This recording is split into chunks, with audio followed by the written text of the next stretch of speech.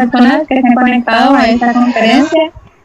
El día de hoy tenemos el tema delitos contra la administración pública, que será impartido por el abogado Fernando Morazán Aguilera, quien es doctor en ciencias penales en la Escuela de San Carlos, Guatemala.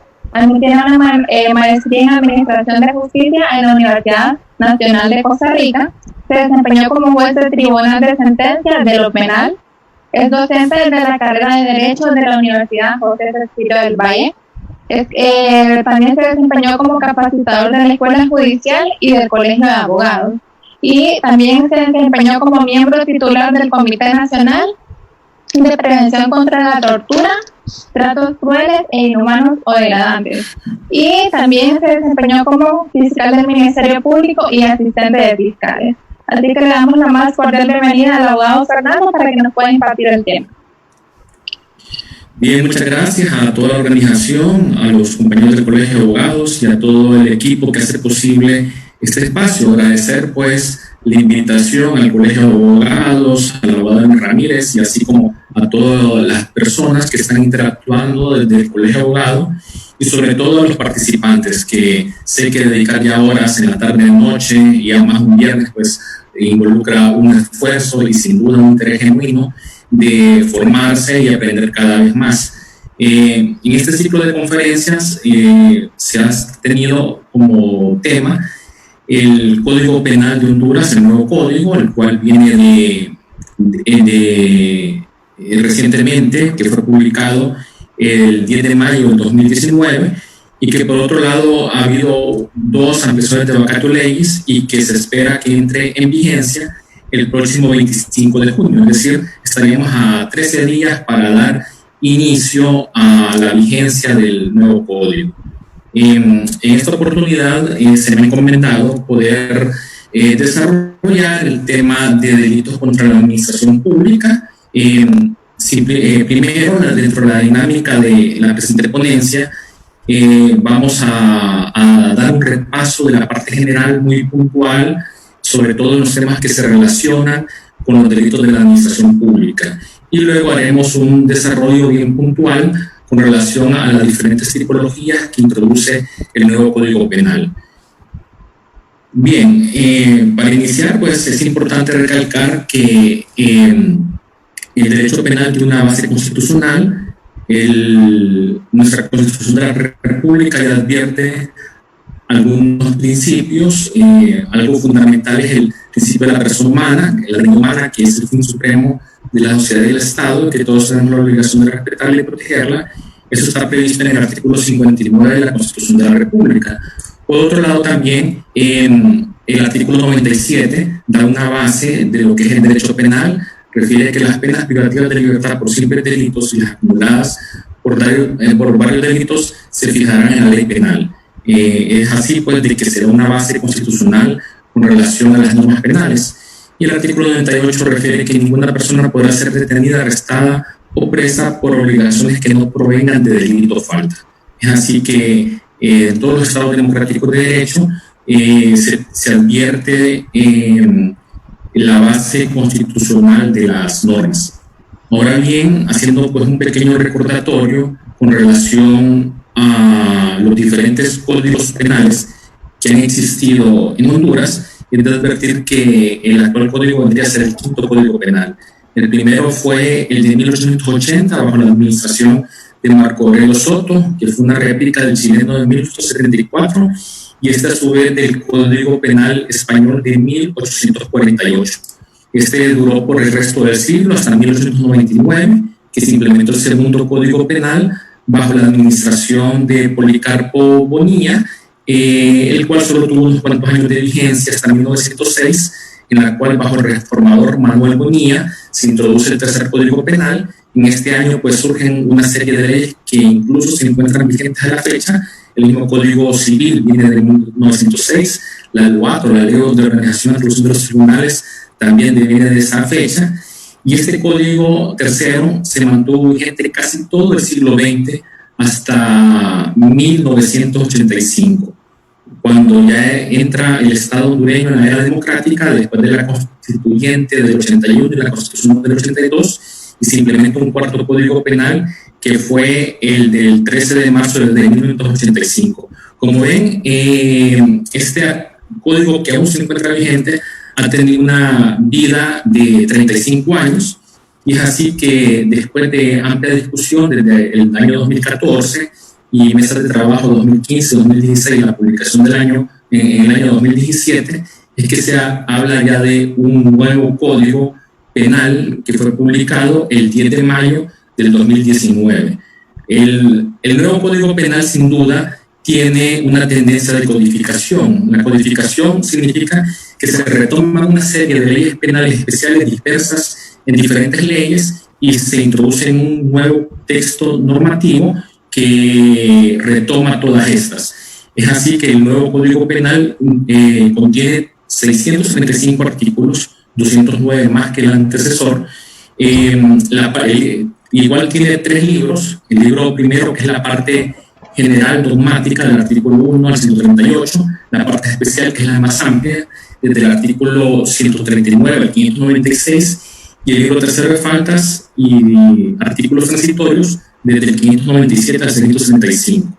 Como ven, el nuevo código retoma leyes penales que estaban dispersas, como el delito de enriquecimiento ilícito, que está en el artículo 62 y 63 de la ley del Tribunal Superior de Cuentas, y lo retoma, así sucesivamente con la ley de lavado de activos, la ley de estupefacientes o de drogas. Todas estas leyes que estaban, que eran textos penales dispersos, ahora son retomados por el nuevo código, y por eso esa ampliación y aumento de cantidad de artículos.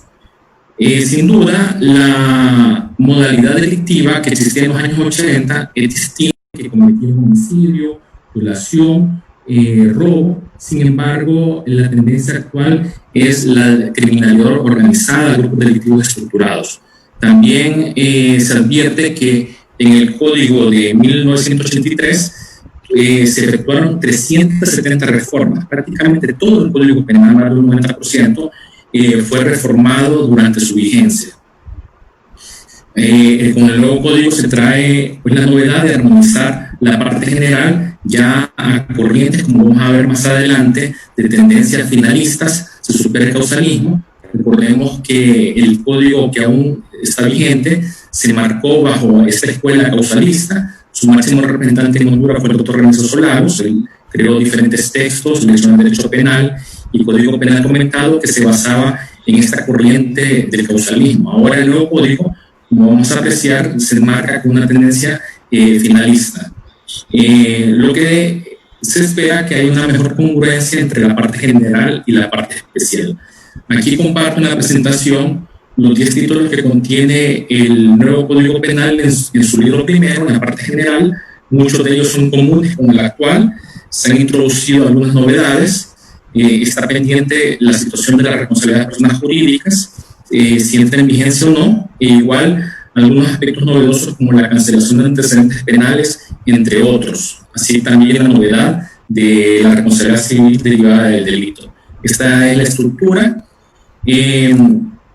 Con relación a las escuelas, acá hay un pequeño esquema de la escuela causalista que se caracterizó en el Código del 85.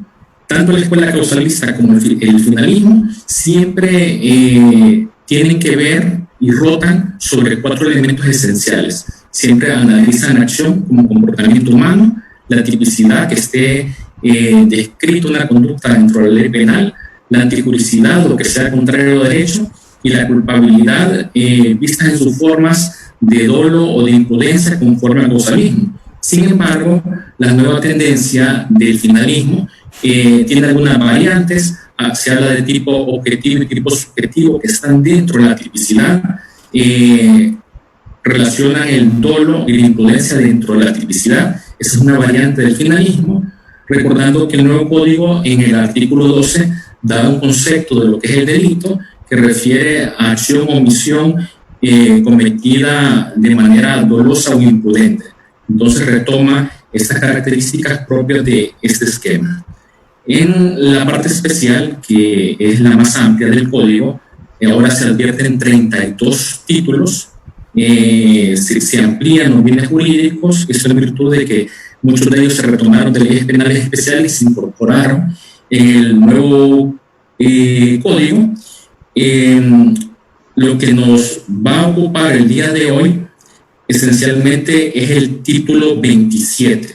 El título 27 son delitos contra la administración pública, haciendo la salvedad que sin duda hay otros delitos cometidos por funcionarios o empleados públicos que se encuentran en otros títulos, como el título 28, que son delitos contra la administración de justicia, operadores de justicia e intervinientes procesales que pueden incurrir en estos delitos, los delitos contra la Constitución y así otros títulos que se asocia como sujeto activo a funcionarios o empleados públicos. Siempre con la parte general, un artículo muy importante para retomar es el concepto de funcionario o empleado público, que el nuevo código da una definición en el artículo 134 del Código Penal.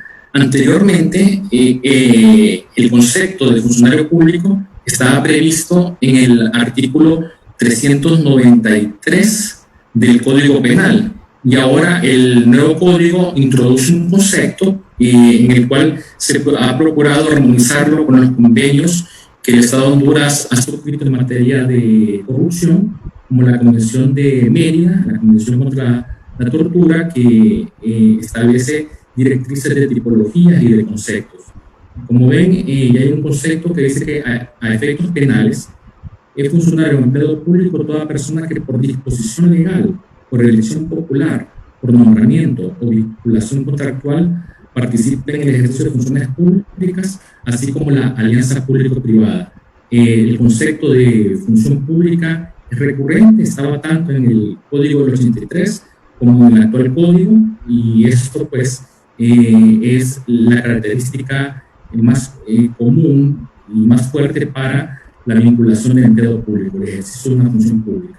Igual refiere el nuevo código que los gestores de empresas o zonas de funciones públicas, considerándose así aquellas en que es mayoritaria la participación de la administración pública. Aquí pongo entre paréntesis siempre abajo en la presentación la relación con el código del 83.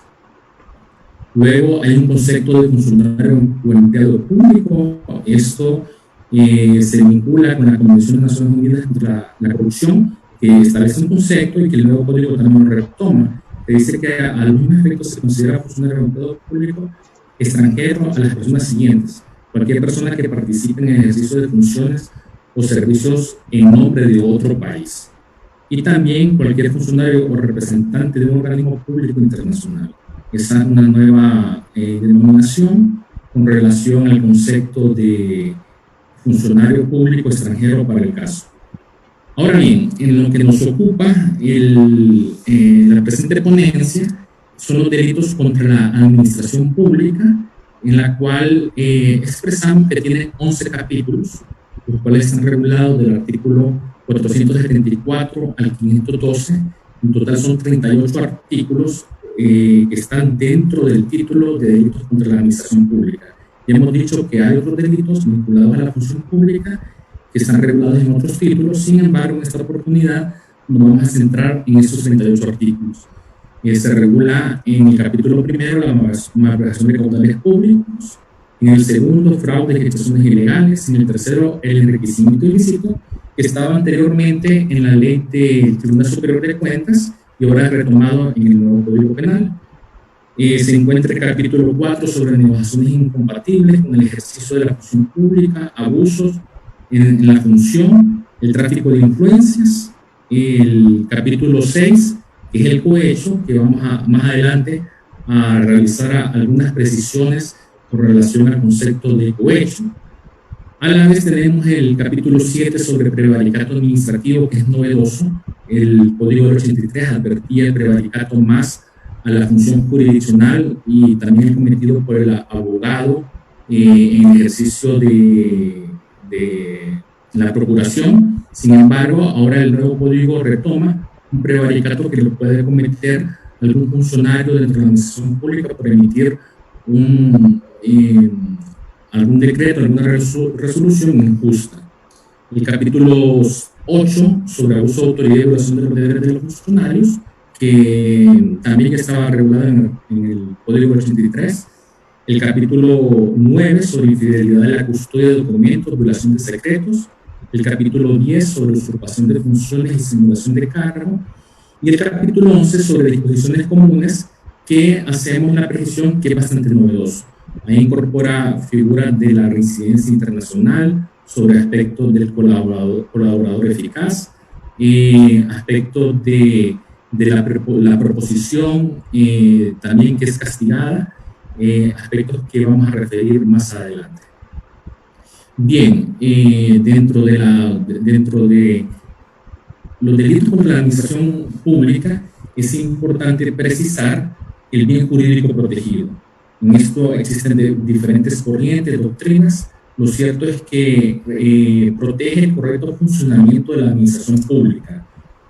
Este bien jurídico es orientativo sobre lo que tutelan las diferentes tipicidades contenidas en este título. Cada tipo pues protege algún aspecto específico, pero siempre relacionado con la administración pública.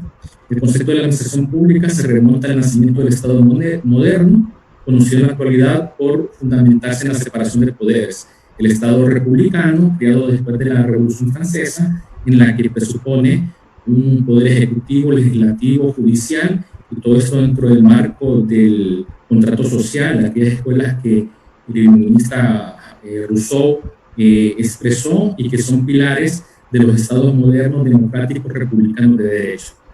También el jurista italiano Ferraioli expresa que existe una relación con los fines penales para determinar los bienes jurídicos. Aquí pues hay un marco con relación al bien jurídico y los fines de las penas, que las corrientes modernas hablan de fines de prevención general y de prevención especial. La prevención general va dirigida a la sociedad y la prevención individual va al individuo. Y todas estas corrientes de rehabilitación, reinserción y la vocación al trabajo, como dice nuestra propia Constitución, el artículo 87 de la Constitución. Siempre con relación al bien jurídico protegido, el doctor Rothschild, de la Escuela Alemana de Derecho Penal, expresa que el derecho penal es una protección subsidiaria de bienes jurídicos, porque el resto de ordenamiento jurídico en sus normas establece la tutela de protección de valores fundamentales. Recordemos que toda norma se asocia a un bien de la sociedad y la norma protege esos bienes o valores, y en ese sentido el derecho penal tendría que ser subsidiario a la protección de estos bienes. También existen diversas escuelas que refieren sobre el bien jurídico protegido. Hay escuelas sociológicas, escuelas constitucionalistas. Sin embargo, una que me llama la atención y les comparto es la teoría del bien jurídico como realidad social, en la cual se concibe el bien jurídico como una realidad social anterior al legislador, dada una base para renovación de figuras directivas y un vínculo entre el pensamiento jurídico y la realidad social. Ante una necesidad social, pues el legislador regula e implementa normas que tienen que ser protegidas por la sociedad. En definitiva, pues, el bien jurídico protegido en estos delitos relacionados a la corrupción es la protección de la administración pública. Es necesario que era considerado como autor. Ahora el nuevo código pues lo aparta y queda siempre como complicidad. El autor de un delito es aquel quien de un tipo penal es el que lo realiza normalmente por propia mano, es el que refiere la ley penal como el que comete determinada acción regulada por la ley penal. También, no obstante, los delitos especiales, como los constituyen los delitos contra la administración pública, de modo algunos sirve la teoría del dominio de derecho para identificar al autor y al cómplice. Esas son doctrinas y teorías aceptadas, relacionadas también al penalismo penal, sobre la teoría del dominio de derecho. También este tema se relaciona con el tema de intraneus, que es el funcionario que comete un delito, y el tema de extraneus, que es un particular que de manera coludida participa también en la comisión de delitos contra la administración pública. Ya entrando en contenido con relación a los artículos que están vinculados a los delitos contra la administración pública, tenemos el delito de malversación, que hay diferentes tipos penales de la malversación que introduce el nuevo código, algunos novedosos. Partimos sobre el bien jurídico protegido que se enmarca en los deberes de la función pública que se deben llevar a cabo con honradez y probidad. Ese puede ser el bien jurídico que protege todos los delitos vinculados a la malversación.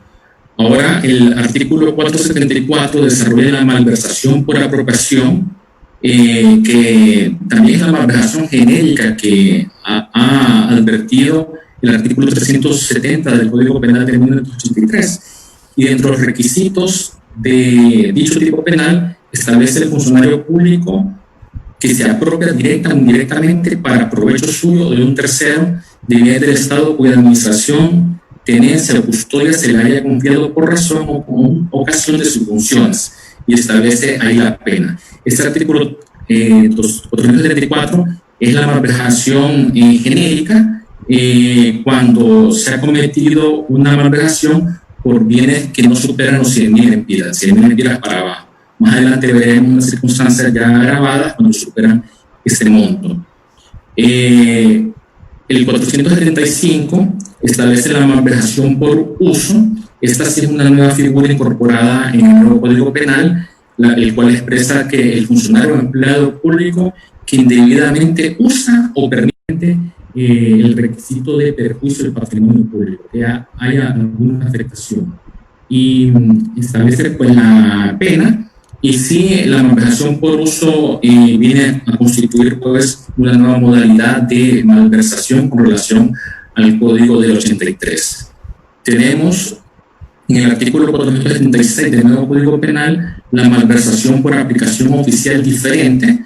Es una nueva modalidad, pero la misma guarda relación con el artículo 332 del Código Penal del 83. Y vemos que esta nueva construcción jurídica refiere que el funcionario o empleado público que indebidamente da aplicación distinta a la que oficialmente le ha sido conferida a los bienes del Estado, es decir, un fin distinto, y causa con ello un perjuicio del patrimonio público.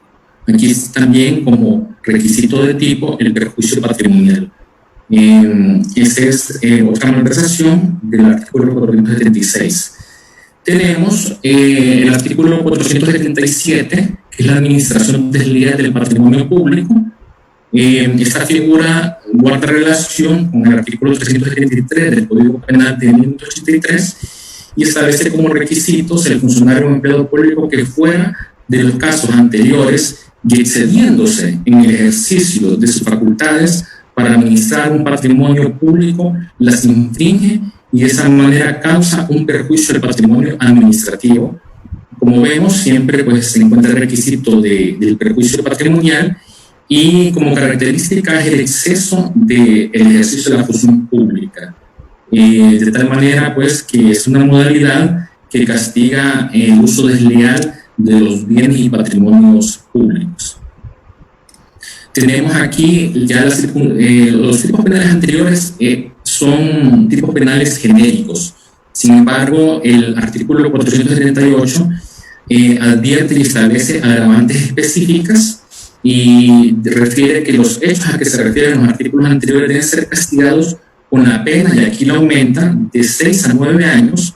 También agrega otra segunda pena, que es la multa por una cantidad igual al doble o hasta 4 veces el valor de lo malversado, e inhabilitación absoluta por el doble del tiempo de la condena de prisión. Se advierte pues que el Estado, dentro de su poder punitivo, ha establecido 3 tipos de sanciones: prisión, multa e inhabilitación, y estas se van a aplicar en esta cuantía cuando la cuantía de lo malversado o lo perjudicado supera los 100.000 lempiras. De tal manera que toda malversación descrita en los tipos penales anteriores que superen el monto de 100.000 lempiras, o ya sea haga relación de millones o docenas de millones, las cantidades que se puedan malversar dentro de la administración pública, entrarían ya a esta tipología con una pena agravada. No se aplicaría el precepto genérico, sino que tendría que aplicarse la agravante específica descrita en el artículo 478 del Código Penal.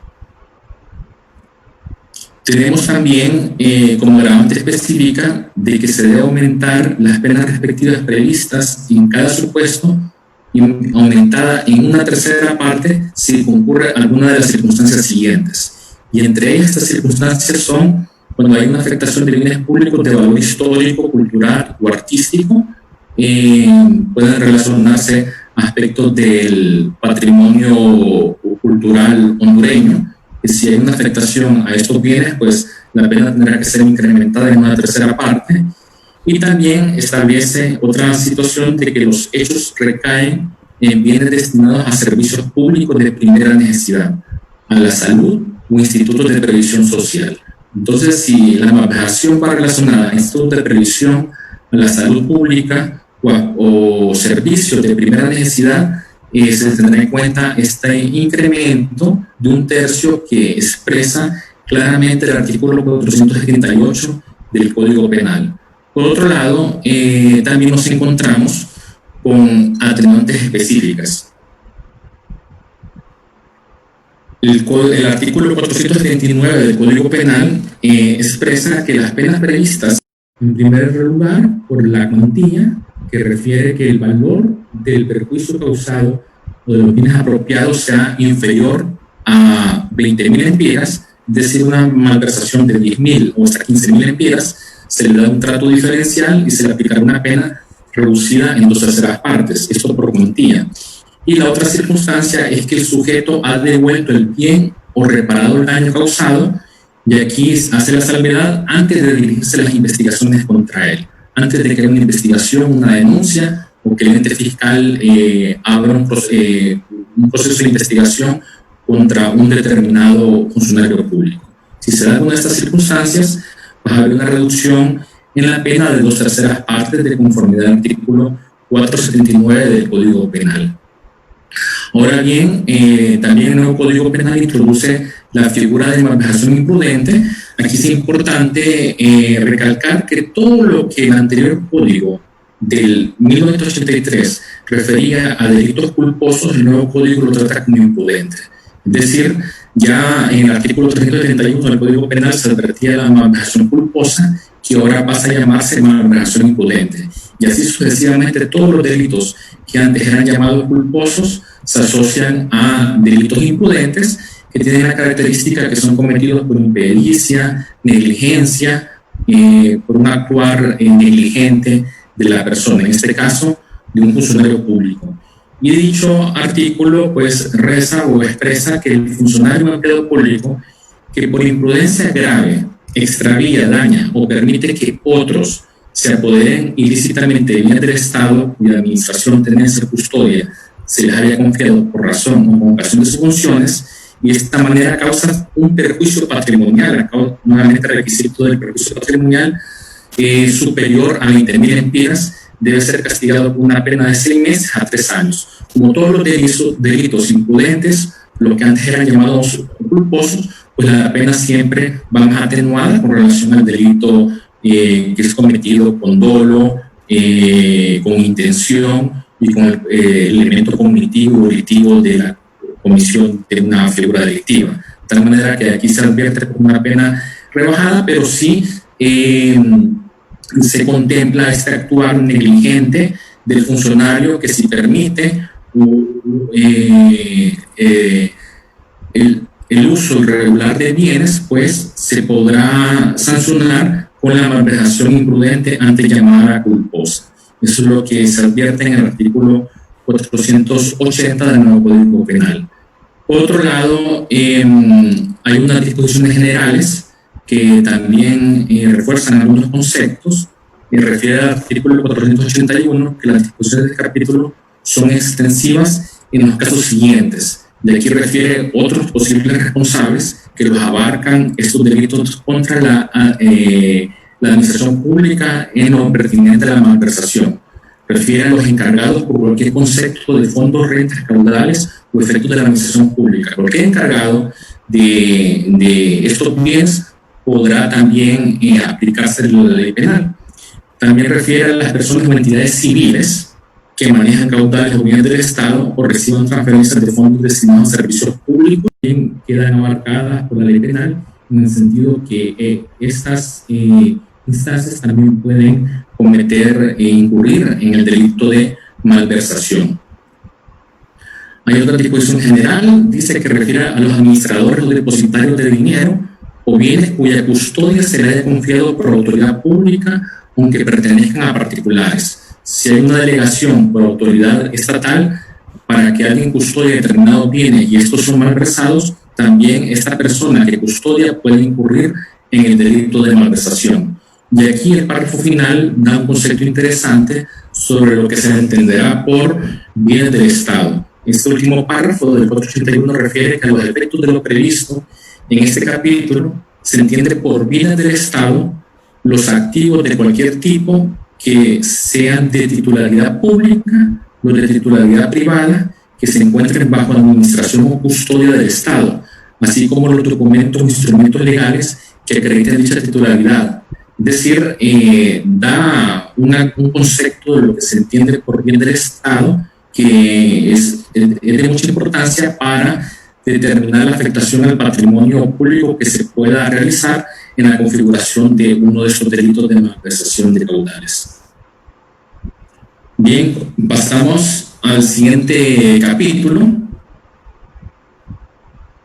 que se encuentra el delito de fraude y extracciones ilegales.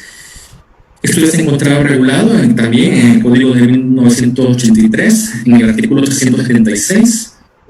Tiene una configuración, pues, de alguna manera similar. Tiene como un elemento, el elemento del concierto para cometer un delito contra la administración pública. Y este artículo 482 se refiere a que el funcionario o empleado público que, interviniendo por razón de su cargo en cualesquiera de las modalidades de contratación pública o en liquidación de efectos o haberes públicos, se concierta con los interesados o usa otro artificio para defraudar a cualquier ente público. Este es el concepto del delito de fraude. Muestra algunas similitudes con el 376 del Código Penal aún vigente y recalca el requisito de concierto en la configuración de irregularidades contra la administración pública. También advierte la figura de extraneos que hacíamos mención anteriormente, o del particular. Refiere el particular que se concierta con el funcionario o empleado público a los efectos del párrafo anterior debe ser castigado con las mismas penas de prisión, multa, más inhabilitación. Aquí llama la atención que ya la responsabilidad particular se equipara a la del funcionario, a diferencia del Código del 83, que daba mayor punición a la figura del funcionario público que cometía estos delitos. De tal manera que también en estos delitos de fraude puede incurrir en responsabilidad el funcionario público como un particular. Tenemos el delito de extracciones ilegales, que también estaba ya previsto en el artículo 377 del Código Penal de 1983, y lo retoma y establece en un nuevo artículo que el funcionario o empleado público que exige directa o indirectamente el pago para sí o un tercero o de un impuesto, contribución, arancel, tasa, porque otra cantidad que no sean debidos o en cuantía superior a la legalmente señalada. Aquí hay un aprovechamiento de la imposición de un impuesto y si hay un exceso, puede dar lugar a este delito que son las extracciones ilegales. Ahora bien, otra figura bastante frecuente en los delitos contra la administración pública, que ha habido un mandato constitucional delegado al Tribunal Superior de Cuentas, pero para su investigación, y que finalmente, en base a estos informes, el Ministerio Público está facultado a presentar la acción penal ante los tribunales de justicia, es el delito de enriquecimiento ilícito.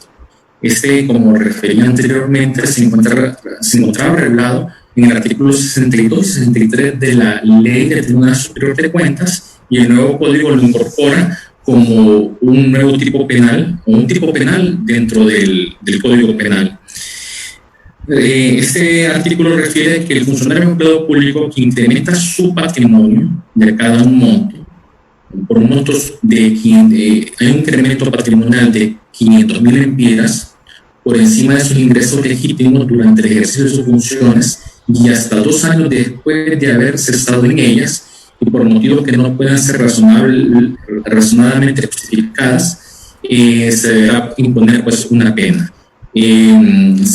Eso pues siempre se contempla como el delito de enriquecimiento ilícito, haciendo la aclaración que si bien desaparece y queda derogado expresamente el artículo 62 y 63 de la Ley del Tribunal Superior de Cuentas, esta ley orgánica del Tribunal Superior de Cuentas se mantiene vigente, de tal manera que ya los procedimientos y la manera en cómo se maneja este delito se mantienen. Sin embargo, ya la figura delictiva pues es introducida por este artículo 484, ya delimitando la cuantía del valor que tiene que ser superior a 500.000 lempiras, y cuando hayan pasado 2 años de haber cesado de la función el empleado funcionario público.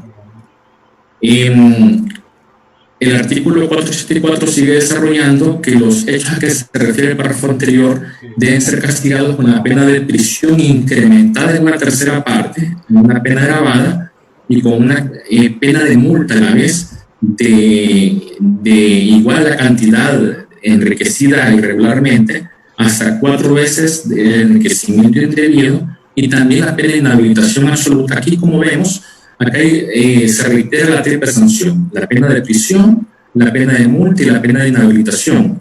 Y este será un tipo penal agravado cuando dicho enriquecimiento ilícito supera el 1.000.000 de lempiras. Si hay un proceso investigativo que sigue pues, el procedimiento de la misma Ley del Tribunal Superior de Cuentas, y hay un requerimiento fiscal del Tribunal de Justicia por un enriquecimiento que supera esta cantidad de 1.000.000 de lempiras, pues será la pena genérica aumentada en una tercera parte. Luego, en el capítulo 4 del nuevo Código Penal, se advierten unas figuras que también ya estaban contempladas en el Código 83, que son las negociaciones incompatibles con el ejercicio de la función pública y abusos en el ejercicio de la función. Esto es para dar transparencia a los procesos de contratación y evitar intereses que puedan haber particulares para beneficiar a una empresa. Y este artículo 485 refiere que el funcionario o empleado público que debiera intervenir por razón de su cargo en cualquier clase de contrato, asunto, operación o actividad, se aprovecha de tal circunstancia para forzar o facilitar para sí o para un tercero cualquier forma de participación directa o por personas interpuestas. Esto guarda relación también con el tráfico de influencias, que estaba tipificado en el Código 83 y que también se vuelve a regular en el nuevo Código. Aquí se advierte como requisito el aprovechamiento de esta circunstancia, que pueda tener algún interés y facilita que alguien, un tercero, obtenga un beneficio o ganancia.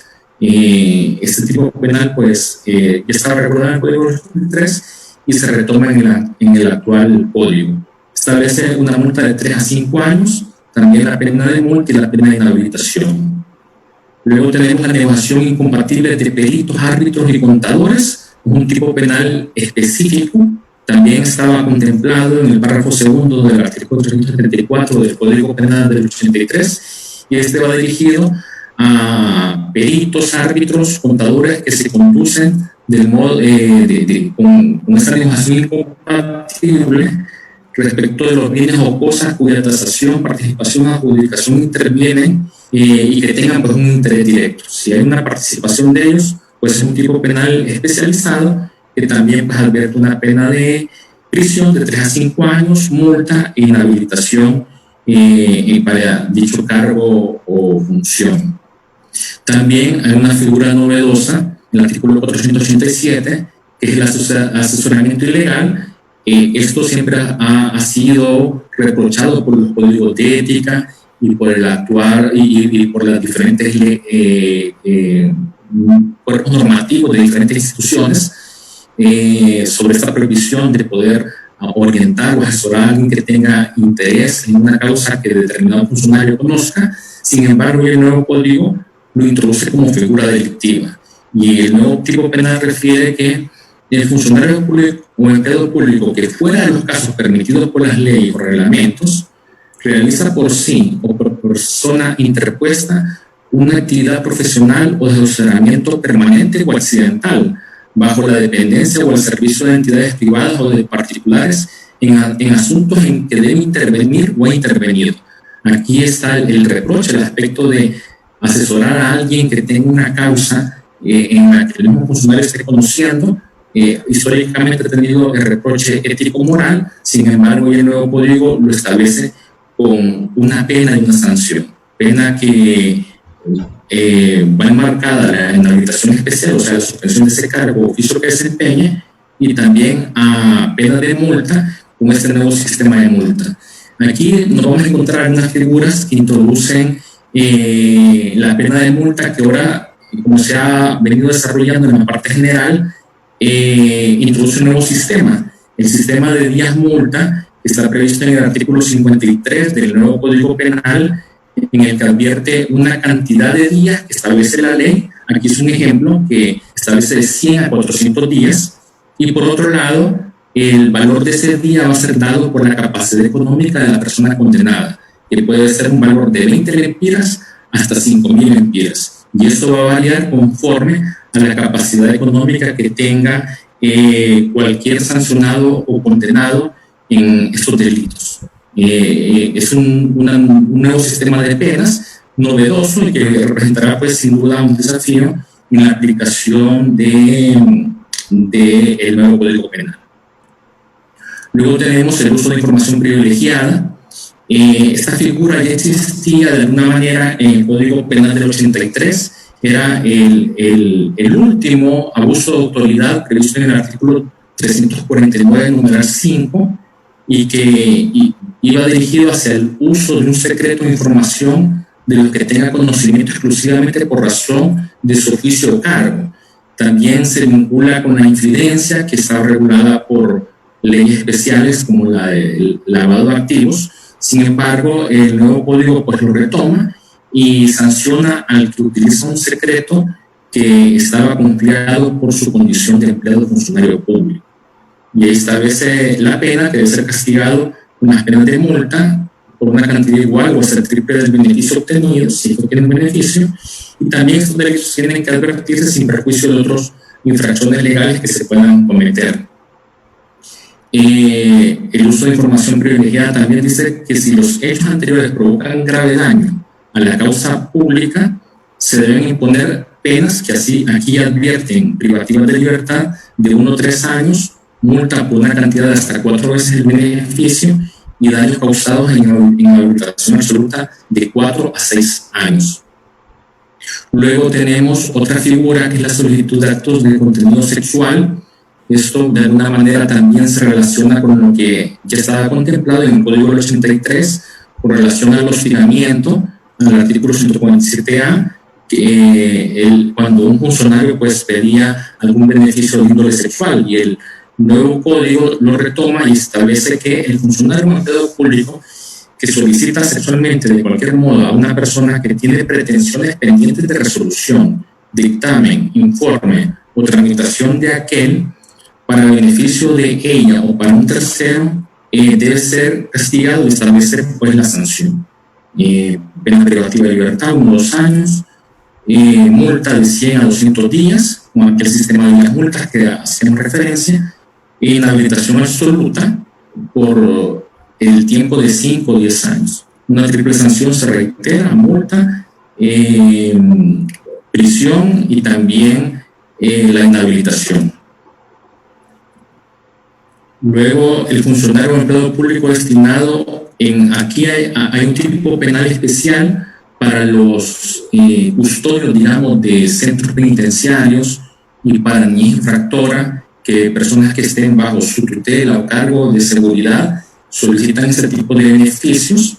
Hay una protección especial para estas personas privadas de libertad, y establece, pues, que el que pida un beneficio de esta índole a personas en establecimientos penitenciarios de niñez infractora, una persona sujeta a su guarda o un tercero ligado o guardado por parentesco o afectividad, pues igual tendrá una pena de privativa de libertad, multa e inhabilitación absoluta.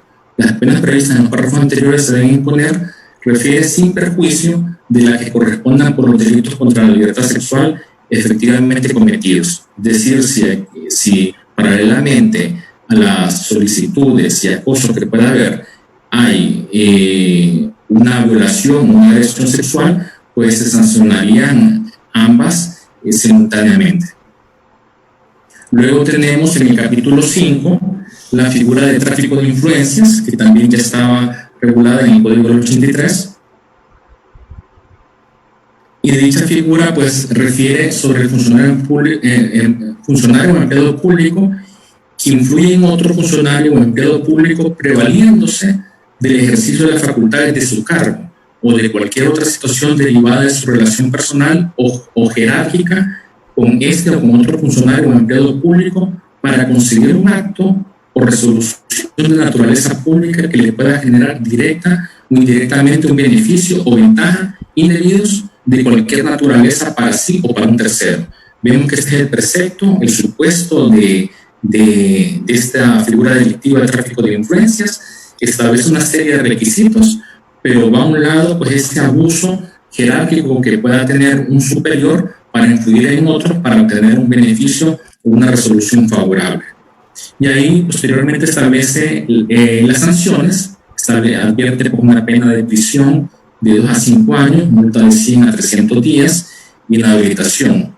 Y hace la salvedad que si, además de influir indebidamente, de efectuar el tráfico de influencia y a la vez obtiene el beneficio perseguido, pues este tipo penal se verá agravado y se aumentará la pena en una tercera parte. Esto ya se encontraba regulado en el artículo 375 del Código Penal de 1983. Luego hay una figura novedosa porque el tráfico de influencias siempre estuvo más vinculado a la función de un delito funcional especial, o sea, dirigido a funcionarios y empleados públicos, pero ya el nuevo código introduce el tráfico de influencias cometido por particular. Y en este caso refiere que el particular que influye en un funcionario o empleado público, prevaliéndose de cualquier situación derivada de su relación personal con algún cercano al funcionario, para conseguir una resolución de naturaleza pública que le pueda generar directa o indirectamente un beneficio o ventaja indebido de cualquier naturaleza para sí o para un tercero, debe ser castigado, y ahí establece ya las penas para el particular: prisión de 1 a 3 años, multa de 100 a 300 días e inhabilitación para obtener cualquier subvención o ayuda pública. Esto también pues se advierte que es una novedad del nuevo código, y también recalca que si el beneficio se obtiene, pues la pena se verá incrementada en una tercera parte.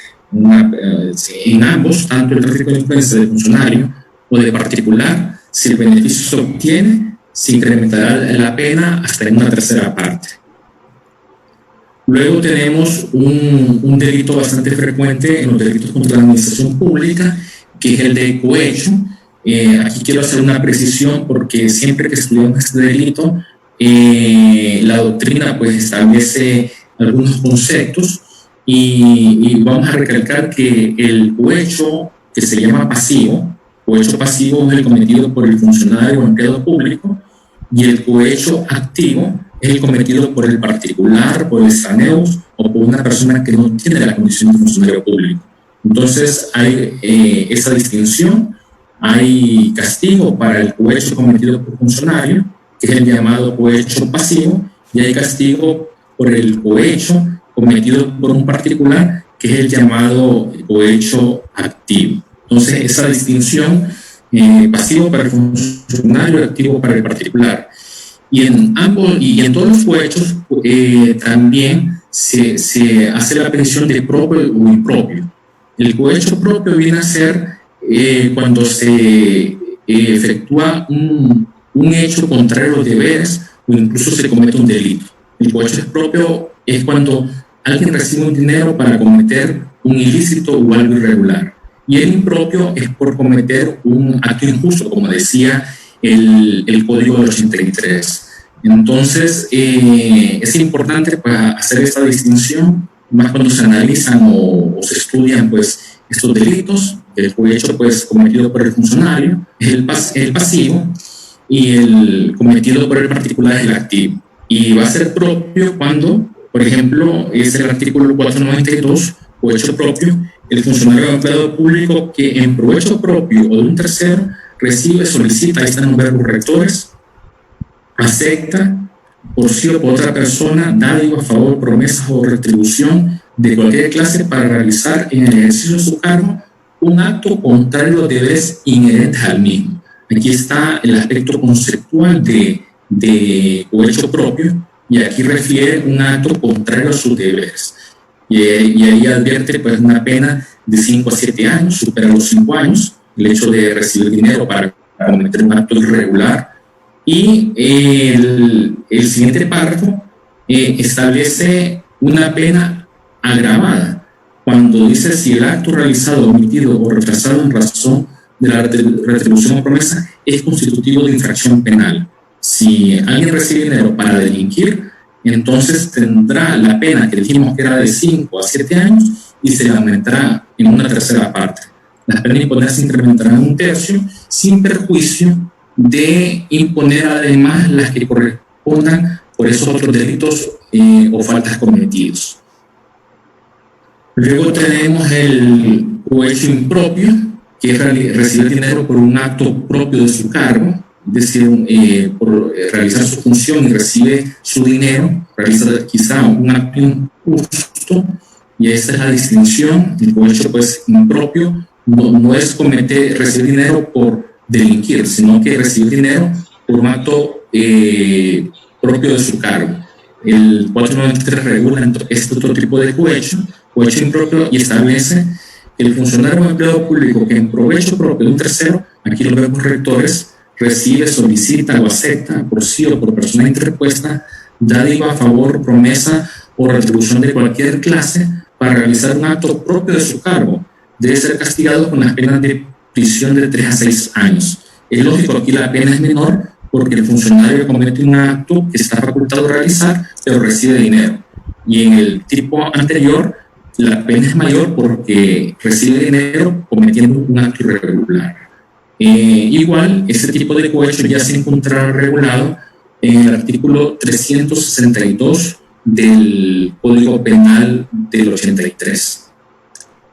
Luego, también existe el cohecho posterior al acto, que es el llamado, en los casos, cuando la dádiva, favor o promesa o retribución se recibe, solicita o acepta por el funcionario público como recompensa por la conducta descrita en dichos artículos. Aquí pues se salvaguarda la probidad que debe haber en la administración pública, la prohibición de que un empleado funcionario público reciba dádivas, y las mismas también son sancionadas si son recibidas como una recompensa por esa labor que deviene o está obligado a realizar. Luego también existe el cohecho por consideración al cargo. Esto es por dar un regalo a determinado funcionario por la condición que tenga este. Esto pues también el legislador ha previsto sancionar, y aquí establece también un monto por no recibir un monto que lo regula el párrafo último, pero el tipo penal establece como requisitos el funcionario o empleado público que en provecho propio de un tercero admite por sí o por persona interpuesta dádiva o regalo que le fueren ofrecidos en consideración a su cargo o función. Es decir, por ser determinado funcionario público, le dan un obsequio, y eso pues incluso viene a constituir delito. Establece una pena privativa de libertad, una multa que va de 100 a 200 días e inhabilitación especial para el cargo. Esto de inhabilitación especial significa la suspensión de esa función que ha venido desempeñando. O sea, se le separa y se le prohíbe que pueda ejercer esa función similar por determinado tiempo.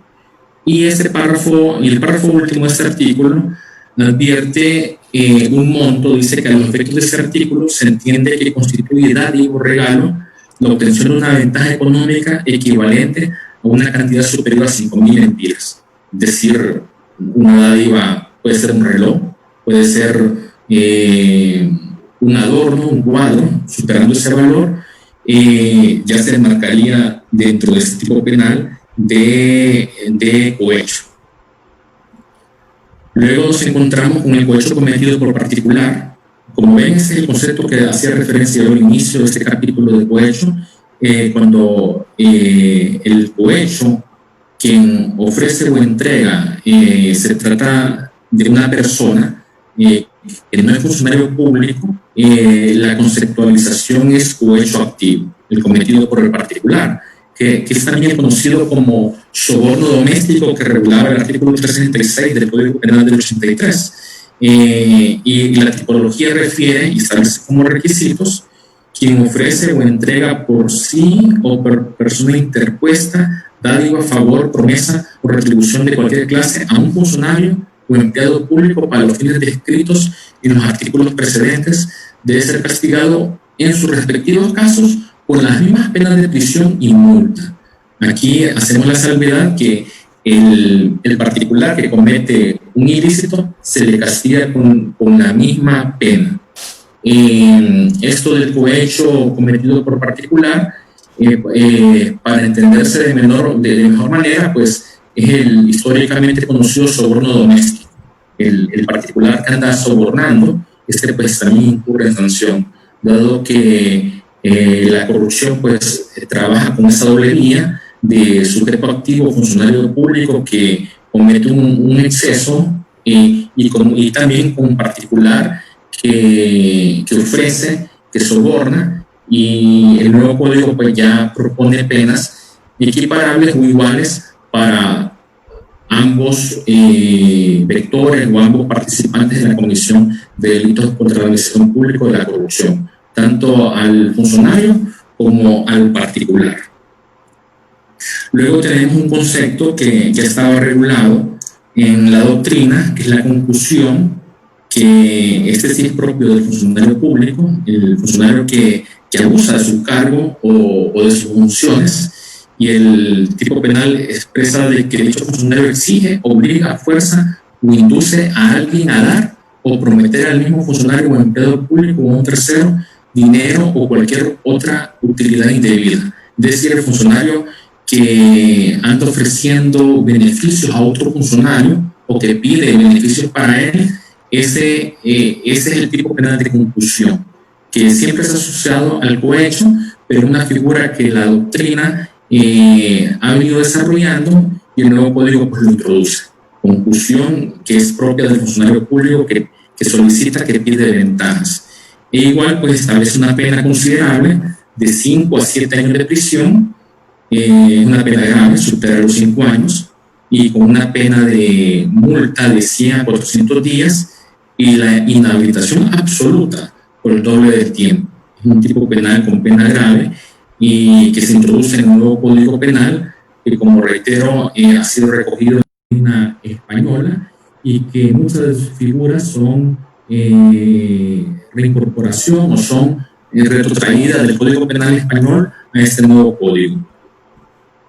Tenemos esta figura que, como había dicho al inicio, es novedosa, el prevaricato administrativo. El prevaricato ya estaba contemplado en el Código 83, pero dirigido a jueces, generar una resolución o sobre todo sentencia, decía el Código del 83, injusta, ofrecía un castigo al juez. Igual también se conoció algún caso de abogado en ejercicio de la profesión, un abogado privado que prevaricara, el cual pues el prevaricato venía diseñado a la función operadora de justicia, que también en el siguiente título, en el título 28, en los delitos contra la administración de justicia, se contempla el prevaricato cometido por el juez, cometido por abogados.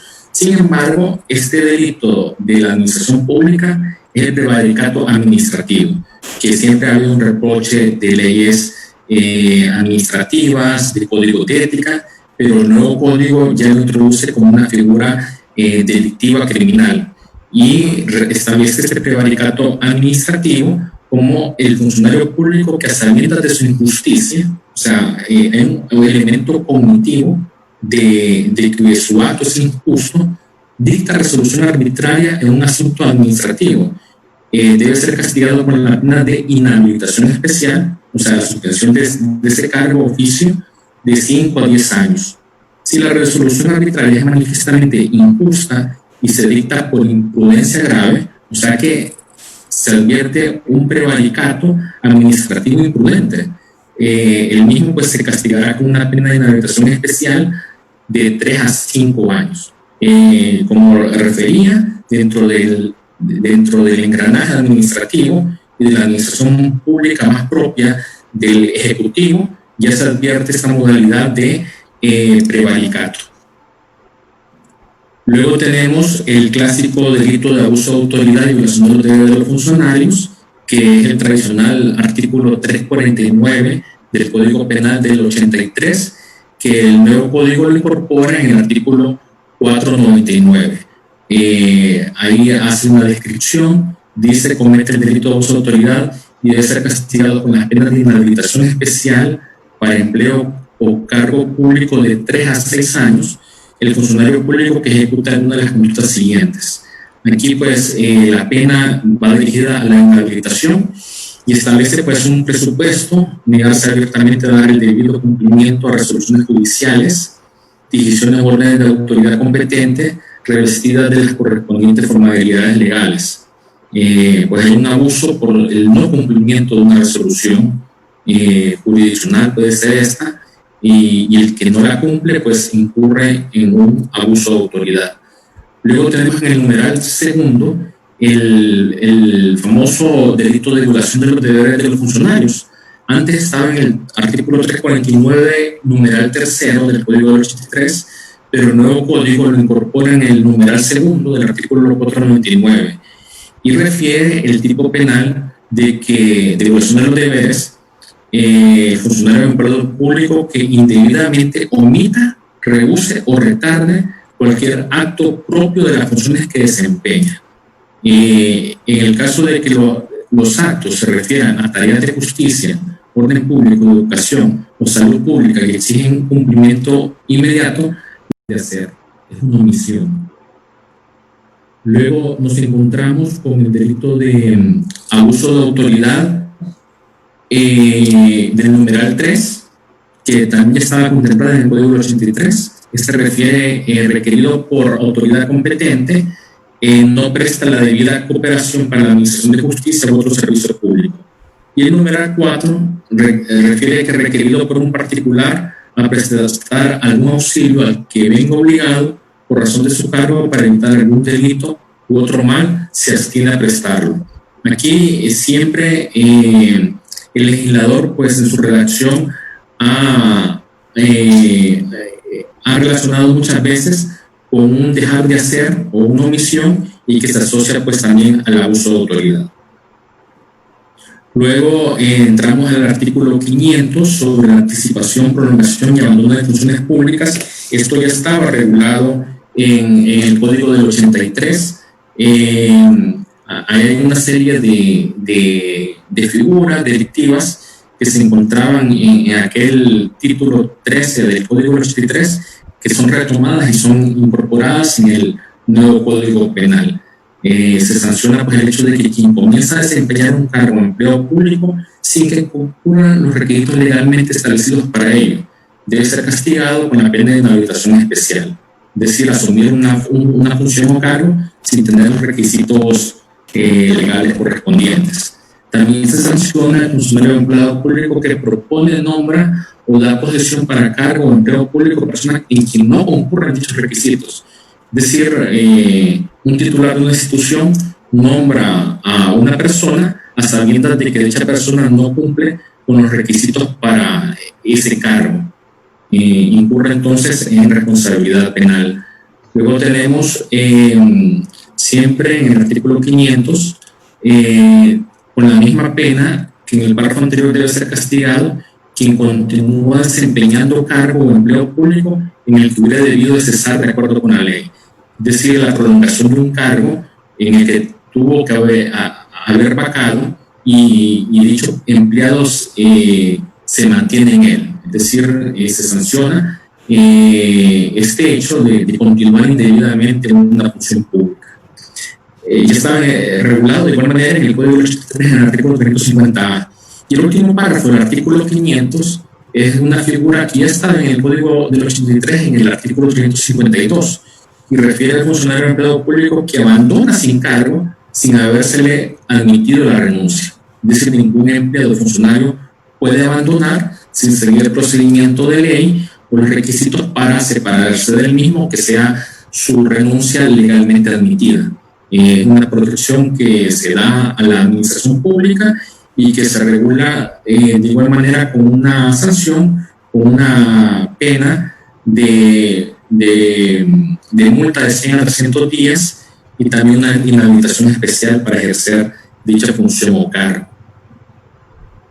Luego ya tenemos los últimos tipos penales en el capítulo 9 sobre la infidelidad en la custodia de documentos y violación de secretos.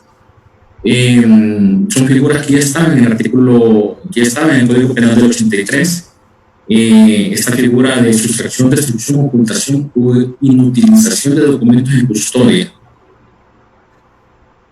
regulado anteriormente en el 358A del Código Penal, y advierte al funcionario empleado público que a sabiendas sustrae, destruye, inutiliza, oculta total o parcialmente documentos cuya custodia le está encomendada. Se asocia pues, a la sustracción de documentos y este es cometido por el funcionario público.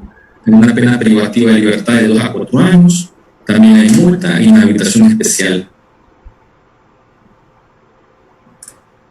Luego tenemos el artículo 503, que es el acceso a documentos secretos, que se regula el funcionario empleado público no comprendido en el artículo anterior, que a sabiendas y sin la debida autorización accediere o permitiera acceder a documentos secretos cuya custodia le está confiada por razón de su cargo. El hecho de revelar información que es inherente a su función o cargo se sanciona. Luego tenemos el 504, que es una sanción para particulares. Aquel extranjero o aquella persona que no es funcionaria y participa en estos delitos también se le sanciona. Y el 504 expresa de que deben ser castigados con las mismas penas que en los artículos anteriores los particulares encargados accidentalmente del despacho o custodia de documentos por comisión de gobierno de las autoridades o funcionarios públicos a quienes hayan sido confiados por razón de su cargo, que incurran en las conductas descritas en los mismos. O sea, que son partícipes, que son personas particulares que contribuyen o participan en estas irregularidades, también se les sanciona. Hay una sanción, como se ha visto en los demás capítulos, a los particulares y que ven igual proporción que a la del funcionario público. Luego tenemos la revelación de secretos. El funcionario empleado público que revela información de las que tiene conocimiento por razón de su oficio o cargo, hay una pena privativa de libertad, una multa y también una inhabilitación. Ese es el artículo 505. Alguna revelación de secretos agravada, que refiere el mismo 505 si la revelación a que se refiere los párrafos anteriores resulta grave daño para la causa pública o para un tercero, esta pena pues será agravada, e igualmente una responsabilidad para el particular. Ya en los últimos artículos sobre este capítulo está el aprovechamiento de secreto de información privilegiada, alguna sanción, también se le agrava si hay un perjuicio o grave daño a la causa pública. El capítulo 10, que es el penúltimo de los delitos contra la administración pública, desarrolla la usurpación de funciones y simulación del cargo.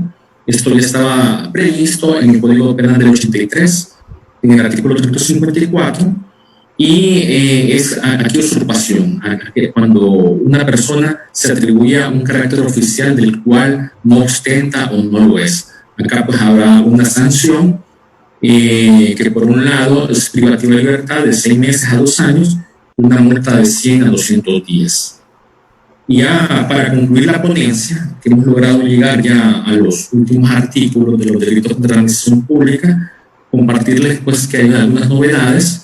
El artículo 508 desarrolla agravantes específicas que aumentan cualquier pena de estos delitos que hemos compartido hasta ahora. Se les podrá aumentar una pena de hasta un cuarto. Eso lo advierte el 508, que ya luego lo vamos a desarrollar. También hay una novedad sobre la punición de actos preparatorios. Esto es la proposición, la conspiración, está sancionada. Una novedad que retoma el nuevo Código Penal. También la figura de colaborador eficaz, que da un beneficio de aquella persona que eficazmente apoye una investigación y pueda desmantelar una red criminal. Se le dará un beneficio de una pena rebajada en 2/3 partes. Eso también se mostrará adelante en el artículo 110. Y finalmente,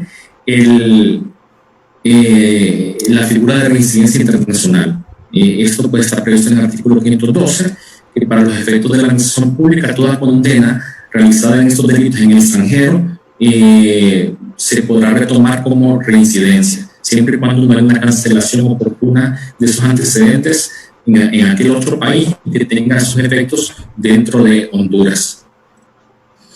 Aquí están estas figuras, las agravantes específicas, en la cual se puede incrementar cualquier delito previsto en los títulos anteriores, público de primera necesidad.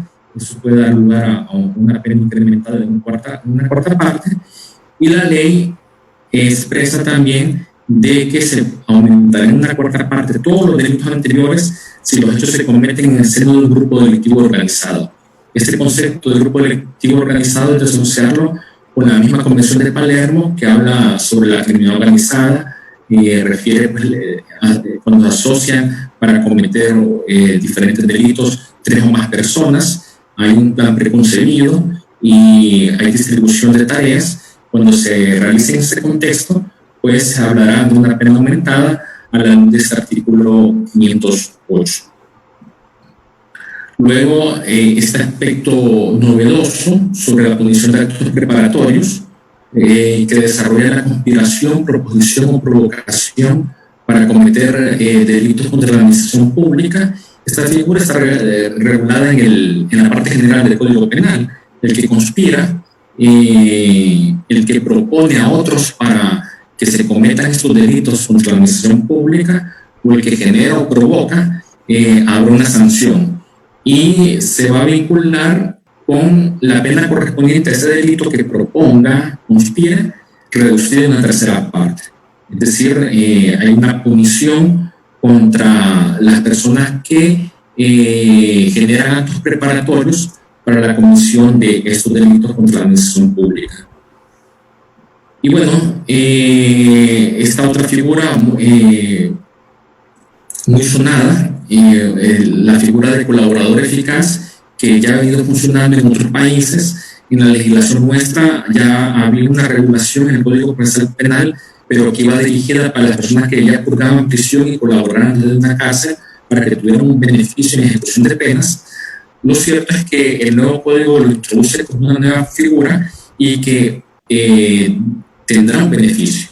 Y los requisitos que refiere son que puede rebajarse las penas e imponer hasta 2/3 partes si el culpable de los hechos tipificados en este título colabora de manera eficaz con las autoridades para prevenir la comisión de los delitos contra la administración pública o atenuar sus efectos, para aportar también o obtener pruebas de otros ya cometidos o para la identificación, persecución y procesamiento de otros responsables. Es decir, la participación idónea para la desmantelación de estructuras o para evitar de que se cometan o se sigan cometiendo esos delitos. Quien participa idóneamente y colabora eficazmente, ya el nuevo código advierte este beneficio de rebajar 2/3 partes.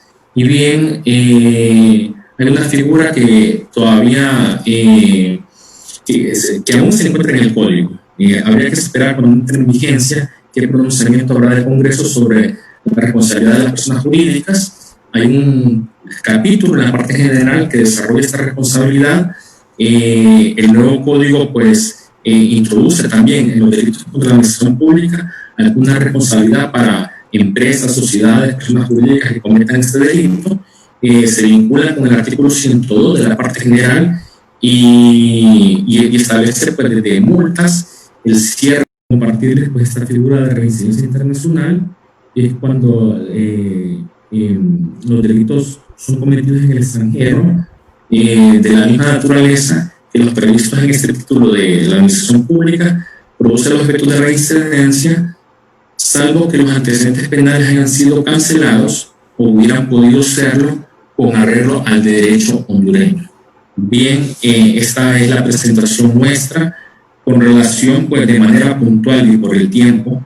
Yo sé que hay muchos temas que es de desarrollarlos con mayor profundidad, de glosar cada elemento, y en los casos prácticos, pues, será un reto para todo el sistema de justicia construir una nueva jurisprudencia con estos tipos penales, que habrá pues un labor coordinado entre partes, órganos jurisdiccionales, para generar resoluciones, sentencias que generen una nueva jurisprudencia y doctrina legal. Lo cierto es que por el tiempo pues hemos procurado ser lo más puntuales con estas figuras, con el fin de socialización de lo que es este código y generar pues un aporte doctrinario, normativo de lo que son estos delitos contra la administración pública, y pues queriendo contribuir con la academia, con los profesionales de derecho,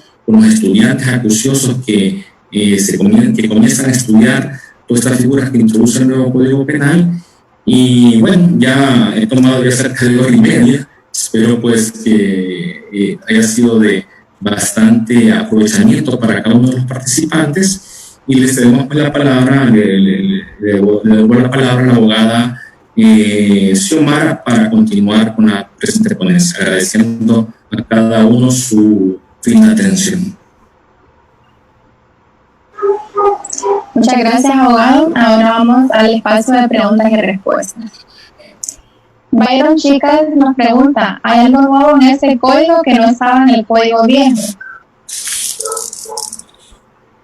Bien, sobre novedades, sí hay alguna figura en la malversación que no estaba anteriormente prevista. La malversación por uso no estaba regulada. También hay novedad en la participación de particulares. También, como referimos, el prevaricato administrativo es una figura novedosa. Estos últimos artículos sobre disposiciones generales también representan una novedad, la novedad del colaborador eficaz en los delitos contra la administración pública, la novedad de la sanción a los actos preparatorios, es decir, la compilación, la proposición, son algunas de las novedades de este nuevo código.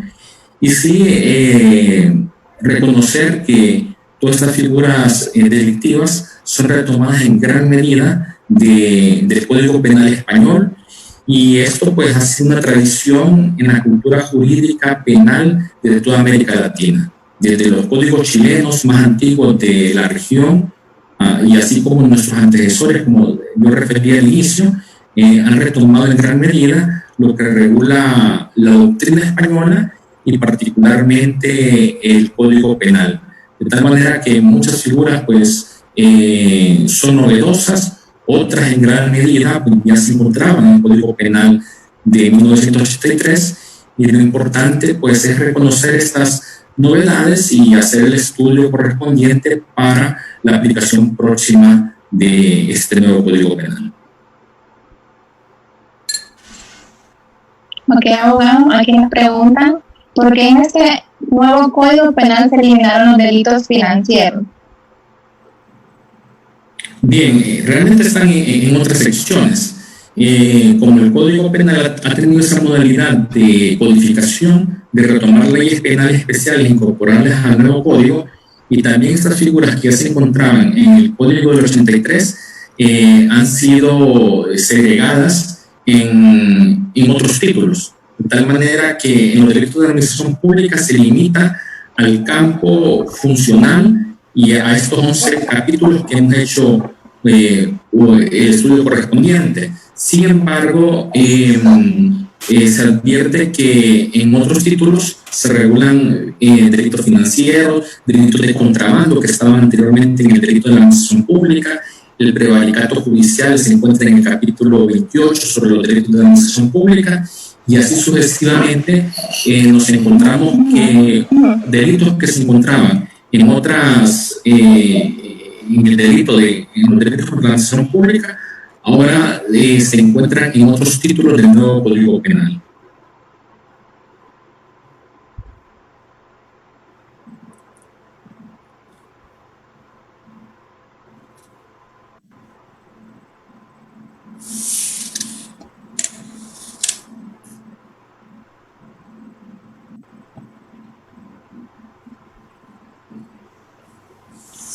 Bueno, abogado, continuamos con las preguntas. Sí. Dice, ¿hay reformas en el Código Procesal Penal o es el mismo procedimiento se aplicará al nuevo Código Penal? Bien, eso es muy importante para el contexto de un nuevo código. Compartirles de que la norma adjetiva procesal se mantiene vigente, es decir, el procedimiento penal de las grandes 3 etapas del proceso penal, de la etapa investigativa inicial, de la etapa intermedia, que estas 2 se ventilan en el juzgado de letras, y la etapa de juicio oral y público, que se ventila ante un tribunal de sentencia. Estas etapas se mantienen igual. El proceso penal se mantiene de este modelo acusatorio que entró en vigencia desde el año 2002 con el Código Procesal Penal. Sin embargo, el nuevo Código Penal lo que cambia es la norma sustantiva, el derecho penal. Sin embargo, aprovechando la pregunta, es importante recalcar que el Código Penal hace algunas reformas al Código Procesal Penal. Desde el artículo 633, que son las disposiciones finales, hace algunas, en primera instancia, se hacen unas reformas y unas derogaciones expresas a todas aquellas leyes penales especiales. Una derogación expresa a la figura de enriquecimiento ilícito de la ley de Tribunal Superior de Cuentas, a la ley de lavado de activos, y hay 23 derogaciones expresas en el artículo 662.